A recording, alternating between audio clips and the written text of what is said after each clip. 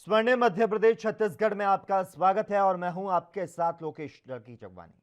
BJP के वरिष्ठ नेता और प्रदेश के पूर्व कैबिनेट मंत्री बाबूलाल जैन का शुक्रवार देर रात को निधन हो गया। उन्होंने 88 वर्ष की उम्र में अंतिम सांस ली। तो साथ ही आपको यहां पर बता दें कि वो कुछ समय से बीमार चल रहे थे। तो वहीं उनके अंतिम दर्शन के लिए मुख्यमंत्री शिवराज सिंह चौहान उज्जैन पहुंचे और उनके निवास पर पहुंचकर श्रद्धा सुमन अर्पित किए। आपको बता दें कि बाबूलाल जैन 1977 में पहली बार उज्जैन उत्तर सीट से विधायक बने और उसके बाद महिदपुर से 2 बार विधायक निर्वाचित हुए। 2005 में उन्हें पार्टी का कोषाध्यक्ष बनाया गया था। तो साथ ही स्थानीय नेताओं का कहना है कि जैन के निधन से पार्टी को जो क्षति पहुंची है उसकी भरपाई नहीं हो सकती है।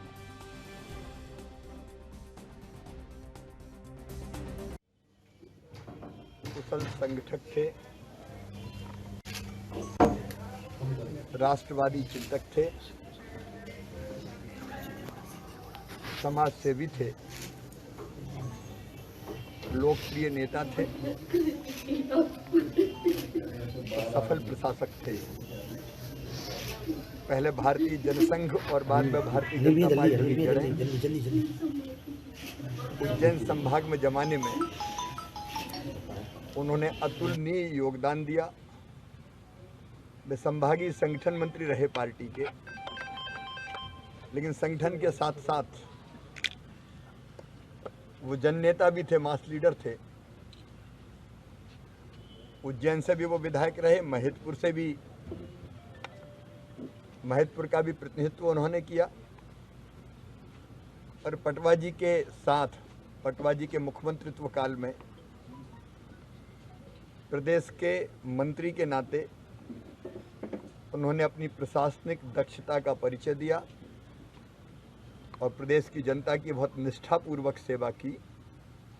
पार्टी, सरकार के माध्यम से जनता और आमजन के प्रति जो स्नेह का भाव उनके मन में था। मध्य प्रदेश में भारी बारिश के चलते कई जिलों में बाढ़ के हालात बन चुके हैं। आपको बता दें कि प्रदेश के शिवपुरी, गुना, दतिया, भिंड, मुरैना और ग्वालियर का कुछ हिस्सा बाढ़ का कहर झेल रहा है। और इसी क्रम में सीएम शिवराज ने प्रधानमंत्री मोदी से बात की। तो वहीं पूर्व सीएम कमलनाथ भी लगातार बाढ़ प्रभावित इलाकों का दौरा कर रहे हैं। तो साथ ही इस मामले में बीजेपी को घेरने का किसी भी तरह का कोई मौका नहीं छोड़ रहे हैं। दरअसल पूर्व सीएम दतिया गए और बाढ़ प्रभावित इलाकों का जायजा लिया और इस दौरान मीडिया से बातचीत करते हुए उन्होंने कई मुद्दों पर सरकार को घेरा।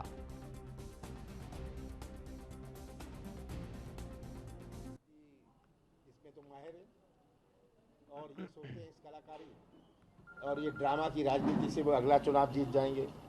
लिया है, कौन सा एहसान किया है आप सरकार में लेके? आपका तो दायित्व तो बनता है, पर कितने लोग बेघर हैं, कितने घर लोग रिलीफ कैंप में नहीं पहुंच पाए। कितने कहते हैं 4 लाख रुपए राज्य सरकार देगा, केंद्र सरकार से कहते हैं 2 लाख रुपए मिलेंगे।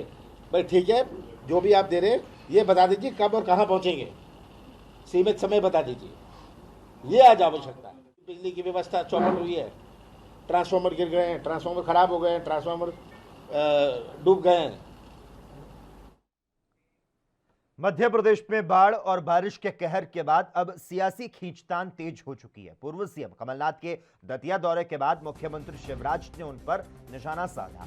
आपको बता दें, पूर्व मुख्यमंत्री कमलनाथ ने बीजेपी सरकार पर तंज कसा था और बाढ़ के चलते लोगों को हो रही परेशानी के लिए खुद मुख्यमंत्री शिवराज को इसका जिम्मेदार ठहराया था।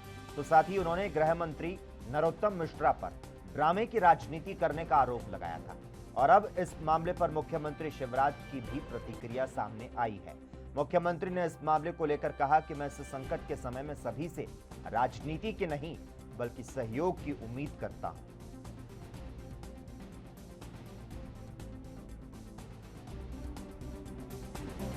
गरीबों की हर जरूरत पूरी हो, रोटी, मकान, दवाई, बच्चों की पढ़ाई, इलाज, उसमें कोई कसर नहीं छोड़ रही। और कांग्रेस केवल आरोपों की झड़ी लगा रही है, ट्वीट करते रहते हैं दिन भर बस। और वह जिद कर रहे हैं, गुना में कलेक्टर एसपी बचा रहे हैं लोगों को। आकर्षित किया, उसके बाद कहीं पहुंचे। अब आज मन तकलीफ से इसलिए भरा हुआ है कि दिक्कतें हैं। ज्यादा लोगों को तो जो बीच में फंसे थे वहां से निकाल लिया। 20,000 से ज्यादा लोग सुरक्षित स्थानों पर। मध्य प्रदेश बारिश के कहर से गुजर रहा है। तेज बारिश के चलते प्रदेश के कई जिलों में बाढ़ जैसे हालात बन चुके हैं। ग्वालियर संभाग से सटे कई गांव इसकी चपेट में आ चुके हैं और इसी स्थिति को देखकर सीएम शिवराज सिंह चौहान ने कहा था कि ऐसी भीषण आपदा उन्होंने जिंदगी में कभी नहीं देखी। और इस बीच पूर्व सीएम कमलनाथ लगातार बाढ़ प्रभावित इलाकों का दौरा कर रहे हैं और हालात का जायजा ले रहे हैं। आपको बता दें, पूर्व सीएम कमलनाथ ने इसी कड़ी में शिवपुरी जिले में प्रभावित इलाकों का हवाई सर्वेक्षण किया और हालात की समीक्षा की।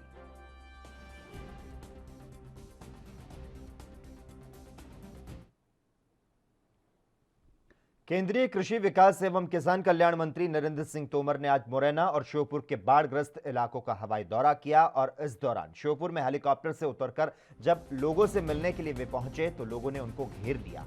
प्रशासन के लापरवाह रवैये से नाराज लोगों ने केंद्रीय मंत्री को जमकर खरी खोटी सुनाई और इस दौरान कुछ महिलाओं ने केंद्रीय मंत्री के साथ जमकर अभद्रता की, तो वहीं कुछ लोगों ने केंद्रीय मंत्री के वाहन पर कीचड़ फेंक दिया और इसके बाद पुलिस और प्रशासनिक अफसरों ने जैसे तैसे केंद्रीय मंत्री को वहां से निकाला।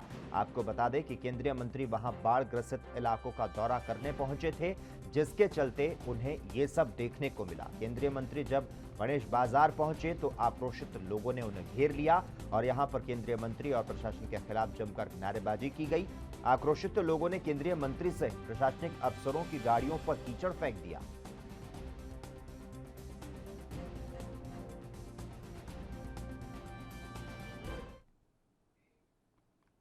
मध्य प्रदेश में लगातार हो रही बारिश से कई जिले बाढ़ के चपेट में आ चुके हैं और इसी संदर्भ में खुद मुख्यमंत्री शिवराज ने कहा था कि ऐसी भीषण आपदा मैंने अपनी जिंदगी में नहीं देखी। गुना शिवपुरी मंडल का नजारा कुछ ऐसा ही है। दरअसल यहां के दौलतपुर गांव में तेज बारिश के चलते सिंध नदी का जलस्तर बढ़ चुका है, जिससे करीब 100 से ज्यादा लोग फंसे हुए हैं। जैसे ही इस मामले की जानकारी प्रशासन को हुई तो एसडीआरएफ, एनडीआरएफ की टीमें एक्टिव हो गई और रेस्क्यू अभियान शुरू किया गया, जिसके बाद कड़ी मशक्कत से लोगों का रेस्क्यू किया गया, तो साथ ही उनके लिए स्कूलों में ठहरने के लिए कैंप का आयोजन किया गया।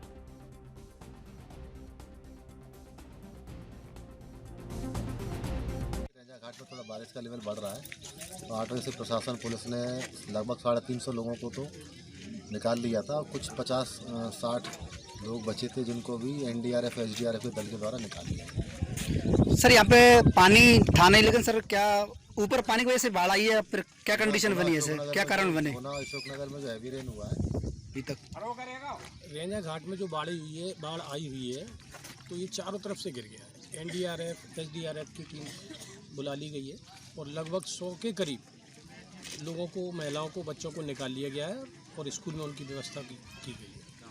सर अभी तक कोई जनहानि हुई है क्या? इस जनहानि जैसी कोई बात नहीं है, यहाँ पर कोई हानि नहीं है। दादा ये यहाँ पे कुछ लोगों के घर गिरे हैं, खाने के लिए घर में वो भी नहीं। सर उनको क्या व्यवस्था की गई है? फिर उनको क्या मुआवजा मिलेगा? खाने पीने के लिए स्कूल में व्यवस्था की गई है, मुआवजे के लिए।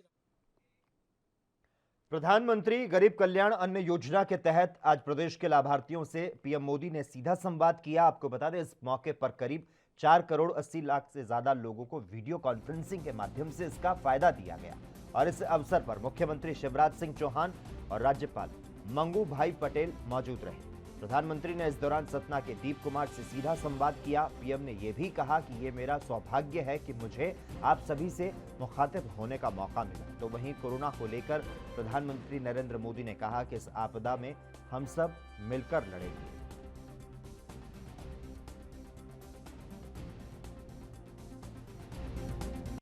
चलिए, बहुत बड़ा कमाल किया आपने जी। और अभी बच्चों को पढ़ाने के सिवा और क्या क्या काम करते हैं?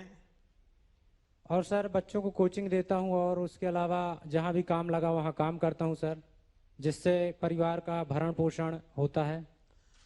अच्छा, आपको राशन तो मिल रहा है, लेकिन राशन प्राप्त करने में कोई दिक्कत तो नहीं आती ना? नहीं सर, किसी तरह की कोई समस्या नहीं आती है। सरकार ने मुझको आप सबके दर्शन करने का सौभाग्य दिया। आज मैं दूर से सही लेकिन मेरे गरीब भाइयों बहनों के दर्शन कर रहा हूं, उनके आशीर्वाद प्राप्त कर रहा हूं। बारिश और बाढ़ की परिस्थितियां बनी हुई हैं। अनेक साथियों के जीवन और आजीविका दोनों प्रभावित हुए हैं। मुश्किल की इस घड़ी में भारत सरकार और पूरा देश मध्य प्रदेश के साथ खड़ा। शिवराज जी और उनकी पूरी टीम खुद भी मौके पर जाकर राहत और बचाव काम को तेजी से कर रही है। प्रधानमंत्री गरीब कल्याण अन्न योजना के तहत प्रदेश के 4 करोड़ से ज्यादा लोगों को इसका फायदा मिला और इस दौरान मुख्यमंत्री शिवराज और पीएम मोदी वर्चुअल माध्यम से मौजूद रहे और इस क्रम में इंदौर के लाभार्थियों को योजना का फायदा मिला। जिले के मूसाखेड़ी में अन्न उत्सव मनाया गया और इस कार्यक्रम में प्रभारी मंत्री डॉक्टर नरोत्तम मिश्रा और गोवा के मंत्री गोविंद गोड़े मौजूद रहे। लोगों को संबोधित करते हुए उन्होंने कहा कि प्रदेश सरकार का उद्देश्य है कि किसी भी गरीब की थाली खाली ना जाए।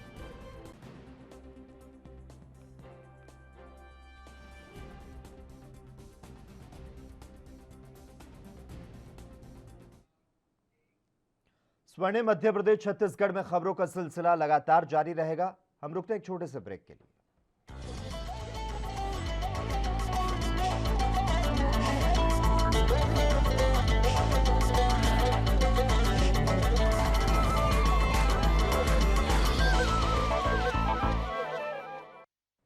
ब्रेक के बाद एक बार फिर से आपका स्वागत है। लव जिहाद कानून के बाद मध्य प्रदेश सरकार एक नया विधेयक लाने की तैयारी में है। आपको बता दें, प्रदेश सरकार एक नया विधेयक जल्द ही विधानसभा में पेश कर सकती है। जानकारी के मुताबिक इसका नाम मध्य प्रदेश गैंगस्टर विरोधी विधेयक होगा, जिसके तहत शराब माफिया समेत कई आपराधिक गतिविधियों में लिप्त लोगों पर कार्रवाई की जाएगी।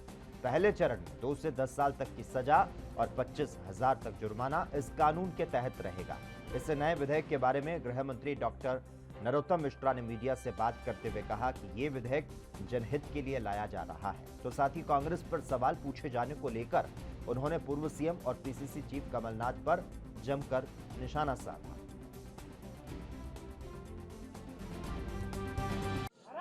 मध्य प्रदेश की सरकार ये संगठित अपराध जो होते हैं, उन संगठित अपराधों को काबू में करने गैंगस्टर एक्ट लेके मध्य प्रदेश में आ। इसमें सजा के लिए भी प्रथम दृष्टया 2 से 10 वर्ष तक की कारावास की सजा होगी, 25,000 का जुर्माना हो। बोल सकते हैं क्योंकि कहीं आपने उनको बाढ़ में तो देखा नहीं होगा, कमलनाथ जी को कहीं कोरोना में आपने नहीं देखा होगा, किसी अस्पताल पे नहीं देखा होगा, कहीं गेहूं बांटते नहीं देखा होगा। तो सिर्फ बंद कमरे में बैठ के टीवी और ट्विटर से राजनीति कर रहे हो, वो नहीं बोलेंगे तो क्या हम बोलेंगे, जो आपको लटकते दिख रहे हैं इधर से उधर। खबरों में आगे बढ़ते हैं। नगर पालिका आम निर्वाचन 2019-20 में पार्षद पद के लिए मैदान में उतरे 40 उम्मीदवार अब आगामी 5 वर्षों तक पार्षद चुनाव नहीं लड़ पाएंगे। छत्तीसगढ़ राज्य निर्वाचन आयोग की ओर से निर्वाचन व्यय लेखा प्रस्तुत न करने के कारण इस पार्षद अभ्यर्थियों के खिलाफ कार्रवाई की गई है। राज्य निर्वाचन आयुक्त तो ठाकुर राम सिंह ने बताया कि इन सभी प्रत्याशियों को निर्वाचन व्यय लेखा प्रस्तुत करने के लिए पर्याप्त समय दिया गया था। उन्होंने बताया कि आयोग की ओर से इन सभी पार्षद उम्मीदवारों को इस संबंध में नोटिस जारी किया गया था। लगातार पत्राचार के बाद जब इनकी ओर से कोई भी उत्तर नहीं आया, तब आयोग की ओर से ये कार्रवाई की गई है।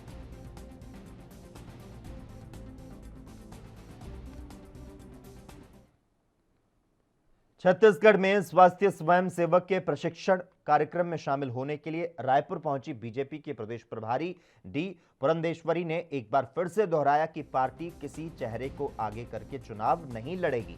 बीजेपी विधानसभा चुनाव में विकास को मुद्दा बनाकर जनता के बीच जाएगी। बीजेपी ने विकास के काम किए हैं और आगे भी ये जारी रहेंगे। एक दिन पहले ही पूर्व मुख्यमंत्री डॉक्टर रमन सिंह ने कहा था कि पार्टी में मुख्यमंत्री पद के लिए कई चेहरे हैं, इनमें से एक छोटा सा चेहरा उनका भी है। तो वहीं दूसरी तरफ पुरंदेश्वरी ने संगठन में नियुक्ति में देर पर कहा कि नियुक्ति लगातार चलने वाली प्रक्रिया है, संगठन में बचे हुए पदों पर जल्द ही नियुक्ति कर दी जाएगी। इसके अलावा कोविड-19 की तीसरी लहर से निपटने के लिए बूथ स्तर पर स्वास्थ्य स्वयंसेवक को तैनात किया जा रहा है। राजीव गांधी खेल रत्न अवार्ड का नाम बदलकर मेजर ध्यानचंद अवार्ड करने पर कांग्रेस नेताओं ने आपत्ति जताई है और इस पर पुरंदेश्वरी ने कहा कि अब तक ये सम्मान किसी एक परिवार के नाम पर था, लेकिन हम किसी परिवार या जननेता का नहीं बल्कि उनका सम्मान करते हैं जिन्होंने उस क्षेत्र में काम किया है। राष्ट्रीय स्वास्थ्य स्वयंसेवक अभियान की शुरुआत की है, जिसकी वजह से मैं आज यहाँ आई हूँ और कल जो हेल्थ वॉलंटियर्स होंगे, जो सेवक होंगे, उन सब की प्रशिक्षण होगी और इसके बाद बहुत भारी संख्या में यानी कि पूरे देश भर में 4 लाख सेवकों का प्रशिक्षण करने के बाद ये सब पहले से ही भारतीय जनता पार्टी सेवा में ही जुड़ी हुई थी। जैसे कोरोना की पहली लहर हो या दूसरी, दोनों में भी केवल हम मानते हैं कि केवल और केवल छत्तीसगढ़ सरकार ने कोरोना से माता पिता को खोने वाले 3,977 बच्चों की पढ़ाई के लिए 4 करोड़ रुपए सप्लीमेंट्री बजट में मंजूर किया है। इन बच्चों ने निजी और सरकारी स्कूलों में पढ़ाई करने के लिए आवेदन किया है। अब इसे राज्य सरकार के पास मंजूरी के लिए भेजा गया। संकेत है कि स्वतंत्रता दिवस पर महतारी दुलारी योजना के जरिए इन बच्चों के खाते में स्कॉलरशिप जमा करने का ऐलान किया जाएगा। कोरोना के भयावता का अंदाजा इसी से लगाया जा सकता है कि कोई जिला नहीं बचा जहां पर पति पत्नी की मौत नहीं हुई हो। बड़े बच्चों यानी कि 9वीं से 12वीं के 1,625 बच्चे अनाथ हुए, जबकि मिडिल स्कूल के 1,140 और प्राइमरी के 1,312 बच्चों के माता पिता नहीं रहे। ऐसे बच्चों को स्कूलों में प्रवेश दिलाने के लिए कुछ संस्थाएं मदद कर रही हैं, तो वहीं मृत्यु प्रमाण पत्र में कोरोना का उल्लेख होने की अनिवार्यता ने बच्चों की परेशानी बढ़ा दी है। अब स्कूल खुल चुके हैं और छात्रों को उत्सुकता है कि उनके एडमिशन और पढ़ाई को लेकर क्या हुआ है। बलौदाबाजार और रायपुर के कुछ बच्चों ने चाइल्ड हेल्पलाइन से शिकायत की है। दरअसल ये माना जा रहा है कि योजना का ठीक से प्रसार नहीं होने से पालकों और बच्चों को दिक्कतों का सामना करना पड़ रहा है। डेथ सर्टिफिकेट में कोरोना अंकित न होने की वजह से कई बच्चे अब भी स्कूलों के चक्कर लगा रहे हैं। और इसी के साथ ही इस वक्त के बुलेटिन में बस इतना ही। तमाम अहम खबरों के लिए लगातार आप देखते रहिए ANP न्यूज।